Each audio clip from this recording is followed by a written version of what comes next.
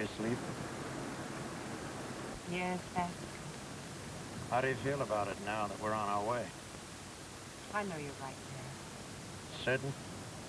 I am now. I suppose I was just keeping her in San Francisco, hoping against hope that one day the doctors would come up with some miraculous cure.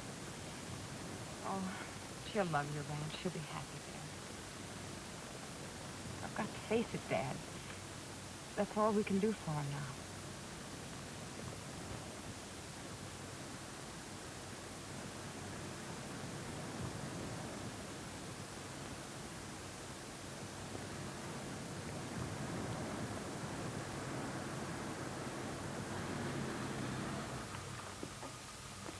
You'll have to wait here a while. You better park right over there. Those are your instructions.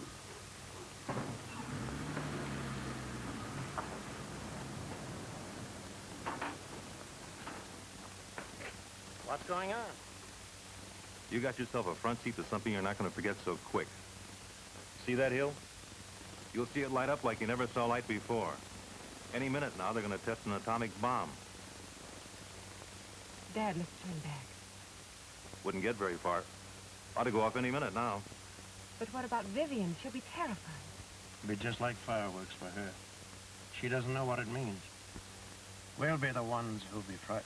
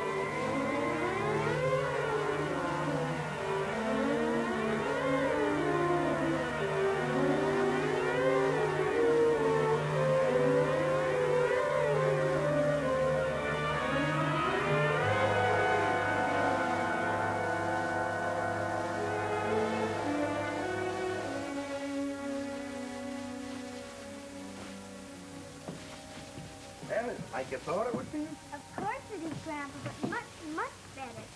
Well, there's another surprise for you. A pony. Grandpa, would you let me ride him? Well, sure, he's yours. Can you ride? No, Grandpa, but I can try. Well, you go on, then.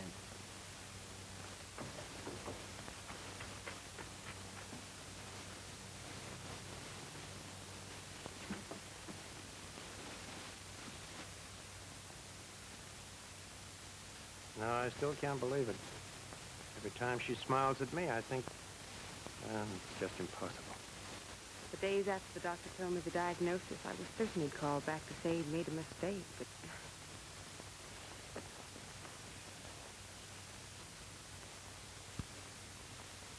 Touch him gently with your heels. How long before she'll have to stay in bed? He couldn't say exactly, but in a few months she'll be too weak to get up. Mr. Vernon? Yes? My name is Ashley. Hello. I came down to see you last week, but they told me you were in San Francisco. That's right. What can I do for you, Miss Ashley? I wonder if you'd be interested in selling your ranch. I'm afraid you came at the wrong time. This place is giving a deal of pleasure to a little girl, and at this moment, I wouldn't dream of giving it up. Well, it isn't a matter of giving immediate possession. We have options on the land from here all the way down to the river. But we would like a hold on your place, in case of possible expansion later on. An expansion for what? Oh, I thought you knew. The whole town's talking of it. Well, I just got in an hour ago. Oh, I see. Well, I work for the Atomic Energy Commission. They're going to build a plant here. Grandpa, am I doing all right? Just fine. This little girl I was talking about. Hello there. Take her out again. All right, Grandpa. Well, since you've been away and this is all new to you, naturally you'll need some time to think it over. Maybe it'd be better if I call back again in a day or so. I'm afraid the answer would still be the same. I'll call anyway. Goodbye. The atomic bomb. Isn't there enough unhappiness in the world without that? Now they want to bring it here. I'm sorry, Alice. I just don't want to be reminded of things like that. Maybe I'll go into town, see what the other fellas have to think about it. I suppose I should bring Vivian in for a rest. But I haven't the heart to stop her when she's having so much fun. Let her enjoy herself while she can.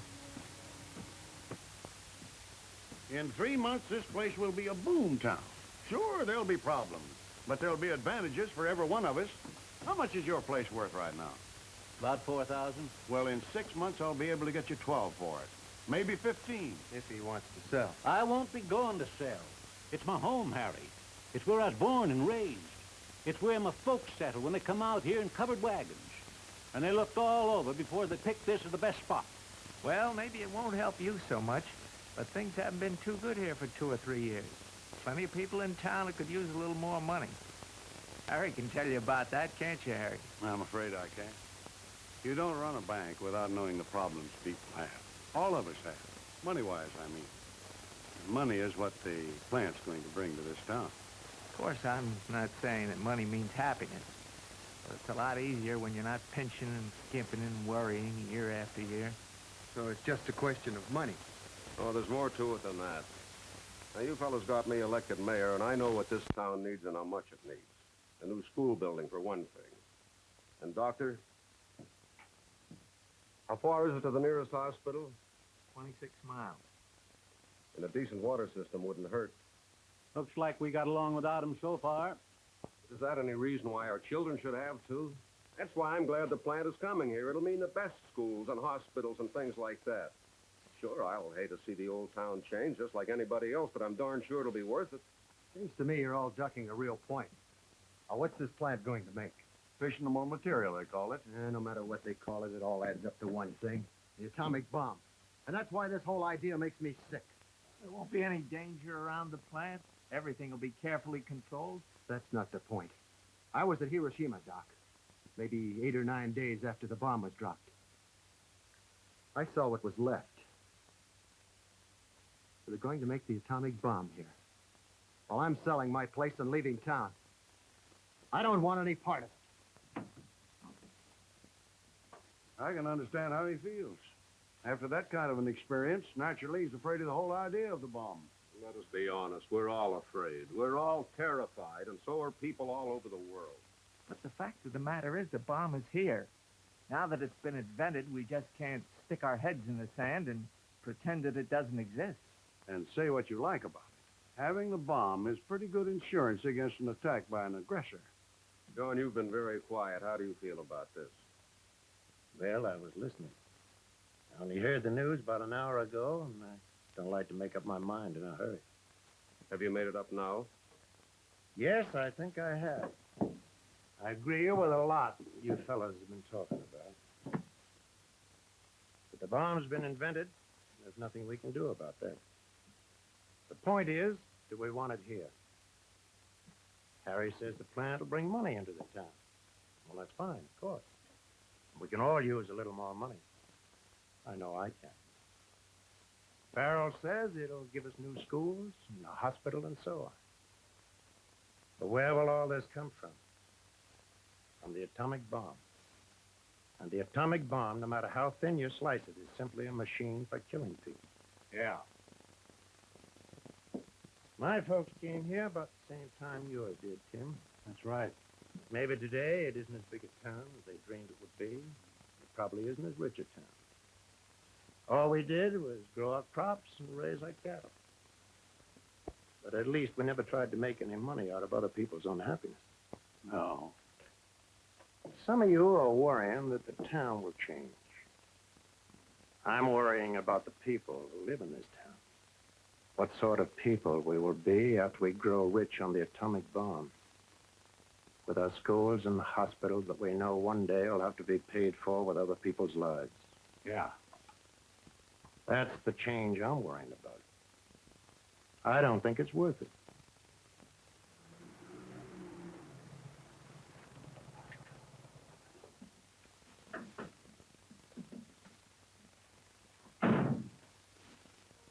No, I feel just fine. Really, I do. No headaches? No dizzy spells? You must tell me the truth, you know. If I do, you'll keep me in bed and won't let me go out and play with the pony. I'm all right. But my doll, she isn't feeling so well. She gets tired quicker than she used to. I see. What else does your doll tell you? Well, she's got a pain back here. And it won't go away, even when I rub it for her. Mm-hmm. Well, I'll tell you what we'll do for her. You take her out in the morning to play with the pony and everything. But afternoons, I want you both to come back to bed. How's that? Okay. Now, both of you get some sleep. Okay. God bless you, darling. Good night, Mommy. Well, I can't tell you anything you don't know already. Just following its predicted course. Will there be much pain? Not yet. Not for some months. But the end's inevitable. Unless... Unless what? I suppose they talked to you about the possibilities of an operation? They said the chance of success would be 1 in 1,000. We thought it over very carefully. It was a tough decision to make. With a gamble like that, what right did we have to cut off what little chance she has left? Someday the chances will be better. Someday we'll have learned enough. It'll be too late for her. Things like this in the world, and they have to invent the atomic bomb. I suppose that's why I sounded off so yesterday. Maybe I shouldn't have. Oh, I'm glad you did. I intended coming over here tonight, even if you hadn't called me about Vivian. You got me thinking. It was good for me. You know, up to now, I kept thinking that everything science did was good. My training, I suppose. Now I'm not so sure. Other fellows are thinking, too. You know, John, I think if you were to take a vote right now, the town would be against having the plant come here at all. Are you certain? I talked to a lot of people today. And what are we going to do about it? Do about it? Sure. If you think a thing is wrong, then you've got to do something about it. Well, what can we do about it? I don't know. That's what we're going to find out.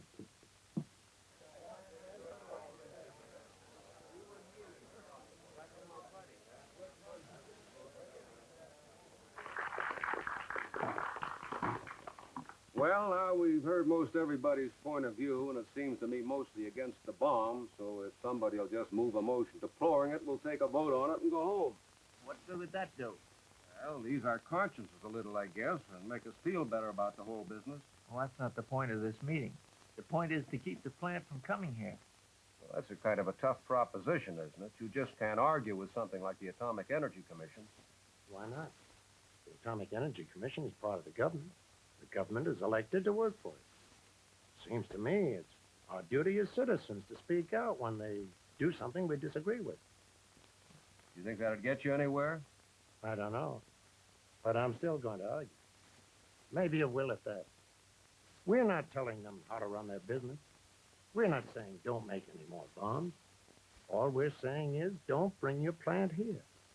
There must be hundreds of places where they could build. If they knew that this whole town was against it, you think they'd insist on putting it here? Mr. Chairman, I'd like to move a resolution. Go ahead, Harry. I want to be the one to move it because at first I was all for the plant. But what I've heard has made me change my mind. I move that it is the unanimous wish of this council that the Atomic Energy Commission abandon all plans for building a plant in this township. And we call on our representative in Congress to use every endeavor to see that this is done. Yeah. Afraid I can't help you. They might listen to me on nuclear physics, but this is an administrative matter. That's not the way I want you to help. I'm not going to take this up with the AEC just yet. Even if your constituents tell you to? I don't think a congressman's job is to do just what he's told. His job's to do what he thinks is right. I don't think this is right. And if my friends back home had known the whole picture, I don't believe they'd have drawn up this resolution. That's where I need your help. How? I'm flying down there tonight on the 9 o'clock plane. Can you come with me? Well, you know I can't. I've got classes all day tomorrow. You'll be on that plane. Because you believe in this as much as I do. You talked with any of the other fellows, Congressman? No, I came to you first because I gather you had most to do with the resolution. They also told me that you were a very stubborn man, which only means, I suppose, that when you've finally made up your mind, you stick to it. Naturally. But you'll agree that to make up your mind fairly, you have to know all the facts. See, I don't think you know all the facts. I used to feel the same way you do about atomic energy until Colors straightened me out. To me, it was just a bomb, so I hated it. Well, Miss Colors, isn't that about what it is? It's mostly what you read about, I grant you that. It's mostly what it's been used for so far. That's the tragedy of nuclear energy. It had to begin at Hiroshima. No wonder the world is confused. Many of us are afraid. Mr. Vernon, think about primitive man thousands of years ago before he learned the use of fire. All fire meant to him was forest fire that might burn him to death, fire from volcanoes. He was afraid of it. He hated it. Naturally, he never thought that fire would become man's servant instead of his master. And you think atomic energy will be? Oh, yes. In spite of Hiroshima, if we control it rightly, as fire has to be controlled rightly, it'll be one of the greatest lessons we've ever received. I'm not asking you to take his word for it, as you obviously have no intention of doing it. None whatsoever. Neither did I at first. The Colors convinced me by showing me a little film they made in Washington. Now, before I act on your resolution, I'd like him to have the chance of doing the same for you fellows here. Is that fair? Yes? That's fair enough, Congressman. So far in this film, you've seen demonstrations of atomic energy at work as a force for good in industry and agriculture. Now we go on to a more dramatic use of this God-given force. This girl is suffering from one of mankind's most dread diseases, cancer.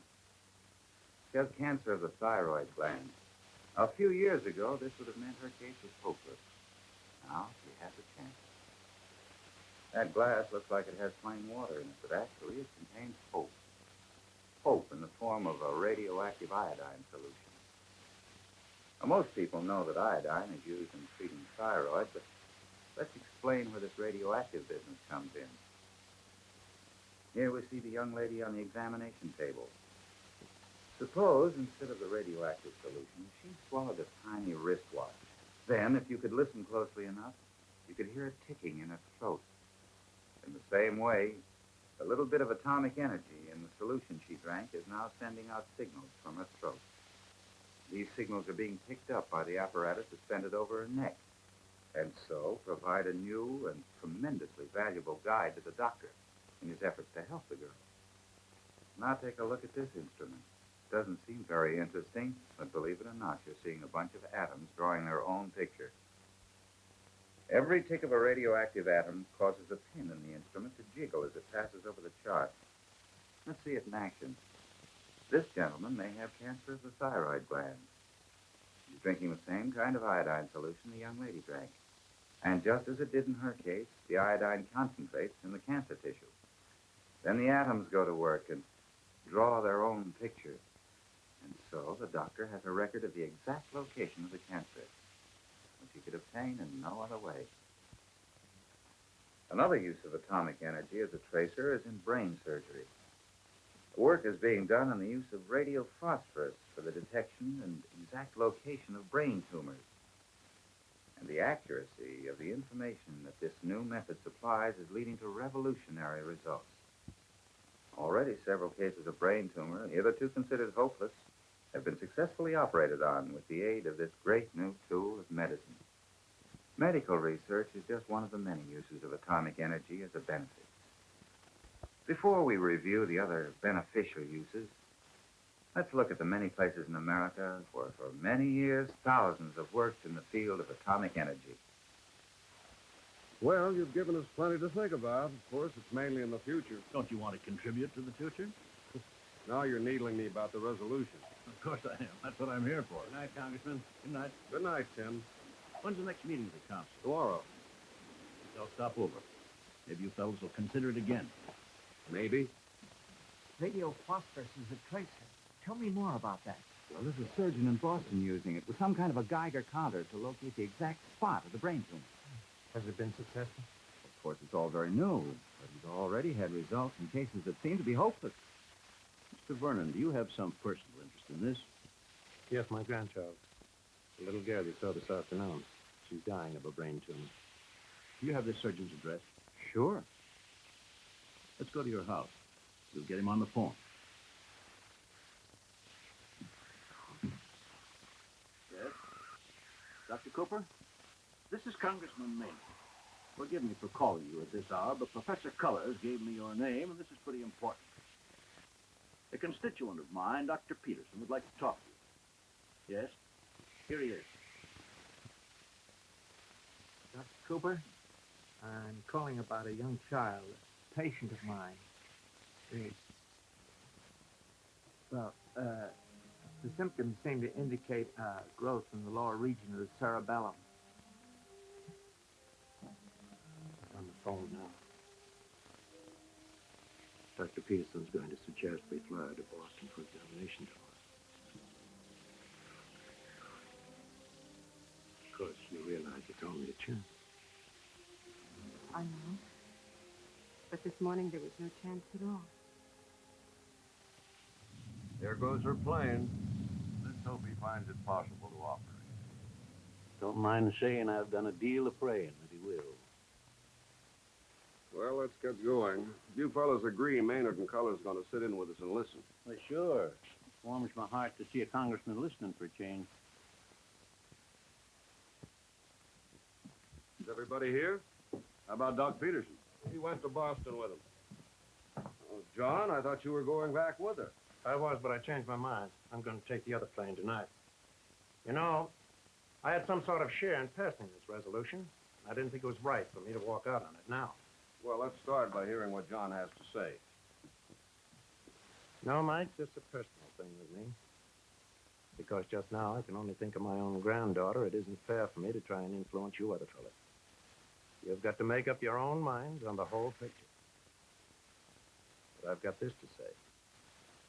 Because of atomic research, there's a chance now for my granddaughter. What's even more important is a better chance for children like her in the future. That is, if we don't put obstacles in the way of atomic research. That's why, for my own part, I've got to withdraw my vote on the resolution. I understand how you feel, Mr. Vernon. But as you say, we have to take the whole picture. Now, is it worth it? As far as I'm concerned, that isn't the point. I voted against atomic energy because I thought it was the work of the devil. Now I know I was wrong. You see, God made the atom. I see that now. He made it just as surely as he made the hills and the sea and life itself. And God never made anything that was of itself either. I can't argue that, Jim. But what about Hiroshima? Oh, you can't blame the energy that God put in the atom for that. No, we've got ourselves to blame. Mankind. For fighting wars and using what God has given us for destruction. Yes, but it happened. And maybe it'll happen again, and much worse next time. So is it worth it? And them being what they are, wouldn't it really have been better if this thing hadn't been invented? May I say something? Go ahead. I can only answer Mr. Benson by telling him why Cullors and I came down here yesterday. You know, I don't leave Washington every time the city council passes a resolution. But this is something about which every town in America has to think clearly. And let's hope every town in the world. Of course, you're right, Mr. Benson. The energy in the atom is the most destructive force the world has ever seen. But as Cullors has shown us, it can also be one of the greatest blessings God has ever given us. Which is it to be? Because on that depends the future of mankind. Sure, we sometimes wish it hadn't been invented. We're afraid of the responsibility because the results will be so terrible if we misuse it. But it has been invented, and we have to take the responsibility. We can't just shut our eyes to it. You, Mr. Benson, you saw the destructive side of Hiroshima. And now all of you, with the hope that's been given to John Vernon, you've seen a little of the good it can bring and its promise for the future of the world. That's how high the stakes are, for good or for evil. And that's the challenge you've accepted, to do your part in making atomic energy not a curse, but a blessing to mankind. Of course, this is just one town, and there are only a few of us in this room. But all over America, and all over the whole world, too, people must, sooner or later, face this same challenge. And I pray that they, too, make the right choice. Oh, we've muddled and we've made mistakes. But this time, God has entrusted us with a physical force bigger than we've ever had before. One that can destroy us or can lead us on to new horizons. And with this choice before us, God willing, we shall not fail.